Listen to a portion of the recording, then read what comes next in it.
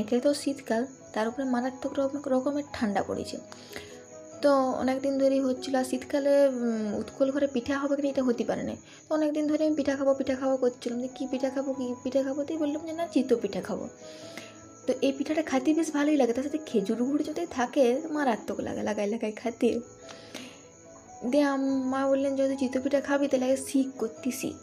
দিয়ে গেলাম করতে, না উৎসাহ নিয়ে গেছিলাম বেশ। তো বেশ ভালোই হচ্ছিলো জিনিসটা। তো মাখাটাও নিজেই মাখিয়েছিলাম, দিয়ে ওই খোলাটায় ঢালছিলাম, ঢালে ঢাকা দিয়ে তার সাইডে একটা জল ভিজাই একটা কাপড় দিতে হয়, তা না হলে হয় না। দিয়ে ঢাকা দিলাম, ঢাকা দেওয়ার পরে ওই কাপড়টা আর কি ভিজাইয়ে সাইডে দিলাম। সাইডে দেওয়ার পরে কিছুক্ষণ রাখতে হয়, কিছুক্ষণ রাখার পরে যে যখন তারপরে তুলতে হয় আর কি। প্রথম ভাবছিলাম যে তুলতে পারবো না পারবো, দিয়ে দেখলাম যে না, বেশ সহজেই উঠে গেল। তো যাই হোক, চিতই পিঠা করাটা শিখে গেলাম, দেখলাম ভালোই হয়েছে, করে খোয়াতে পারবো।